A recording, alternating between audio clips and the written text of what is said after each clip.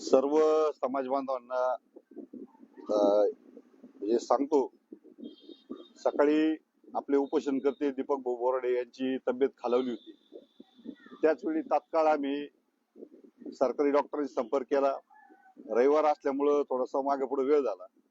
Police प्रशासनाने विनंती करून अगोदर सरकारी डॉक्टर आले, तर त्यांनी सांगितलं आमच्याकडे ती उपकरणं नाही, त्यामुळे आम्हाला यांना हॉस्पिटलला न्यावं लागेल. परंतु उपोषणकर्त्यांनी याच ठिकाणून हलणार नाही म्हणे. म्हणजे जे काय करायचं असेल ते इथं करा. आणि आम्ही सगळ्यांनी बघितलं की हातपाय वाकडे झाले, तोंड वाकडं झालं आणि अतिशय गार शरीर पडलं होतं. अशा अवस्थेत त्यांना नॉर्मल करण्याचा प्रयत्न केला आणि मग पोलीस प्रशासनाने विनंती करून आम्ही सांगितलं का आम्हाला काही खाजगी डॉक्टर इथं बोलवले तर आम्हाला त्यांचे उपचार किंवा त्यांच्या तपासण्या करता येईल. आता आपले 2 समाज बांधव या ठिकाणी डॉक्टर आहे ते, मग ते आपल्या या मदतीला धावून आले आणि आपण एक खाजगी कार्डियक अँब्युलन्स बोलवली. त्यामध्ये heart rate, sugar, BP, ECG या सगळ्या तपासण्या केल्या आणि त्या अँब्युलन्स मध्ये घेऊन आम्ही तपासण्या केल्या सगळ्या. आता त्या तपासण्या करूनच आपण दीपक भाऊंना इथं झोपवलंय. तर सर्व समाज बांधवांना सांगतो की भाऊंची तब्येत जरी ते म्हणत असले मला काही होत नाही, परंतु त्या रिपोर्टनुसार अतिशय एका धोक्याच्या वळणावर आहे. म्हणजे काय धोका होईल, कसा होईल याच्याबद्दल आज डॉक्टरांनी स्पष्ट शब्दात आम्हाला सांगितलं की त्यांनी ऍडमिट झालं पाहिजे, त्यांनी उपचार घेतले पाहिजे.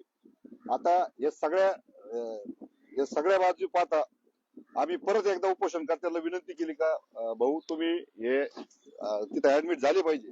भाऊंनी परत एकदा स्पष्ट नकार दिला. आता तुम्हाला सर्व समाज बांधवांना माझी एक विनंती की भाऊंना प्रश्न मिटावा वाटतो त्यामुळे भाऊ उपोषण करतात, परंतु प्रकृती बिघडत चालली आणि प्रकृती एका स्टेजला गेल्यानंतर पोलीस प्रशासन बळाचा वापर करून त्यांना कधीही दवाखान्यात ऍडमिट करू शकतं.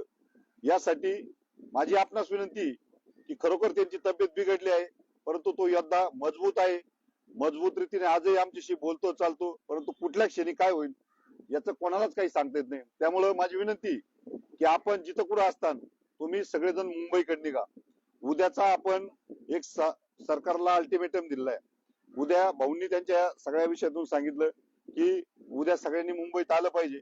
आणि माझी तुम्हाला या निमित्ताने विनंती काय आहे की जर तुम्ही इथं आले तर सरकार प्रश्न सोडवेल, सरकारने प्रश्न सोडवला तर हे उपोषण आपोआप थांबेल. म्हणजे या योद्ध्याचा पण जीव वाचल, ते धोक्यात जाणार नाही आणि पुढे जे प्रशासनाच्या ताब्यात आपलं आंदोलन ते त्यांना उचलून दडपू शकतात, काही करू शकतात. कारण त्यांच्या प्रकृतीच्या पुढे प्रशासनाच्या पुढे आपलं कोणाचं काही चालणार नाही.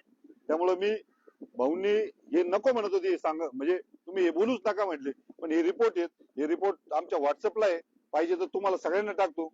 रिपोर्ट अगदी मर्यादा सोडून अतिशय कमी आहेत.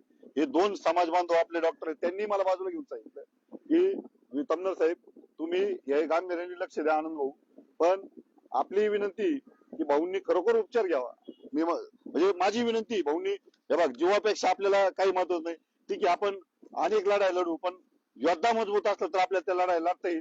त्यामुळे भाऊंना माझी अजूनही विनंती, परंतु भाऊ त्यांच्या विषयावर ठाम आहे.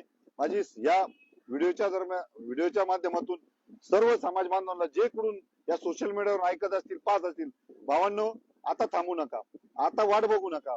आज हा योद्धा आज 3री-4थी वेळ आहे उपोषणाची. मागच्या 16 दिवसाचे 2दा उपोषण झाले.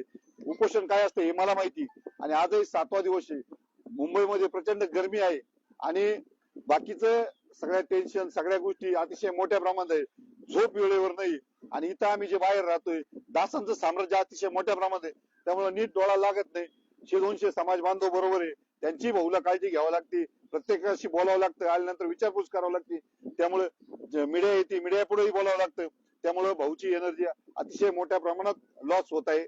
त्यामुळे आपली हे सगळ्याचा उपाय आणि रामबाण उपाय जो असेल तर तुम्ही घर सोडा, तुम्ही इथं या आणि उद्याच्याला आपलाही प्रश्न मार्गी सरकार लावेल आणि भाऊंचं उपोषण सोडलं जाईल. धन्यवाद. जय हिंद, जय मल्हार.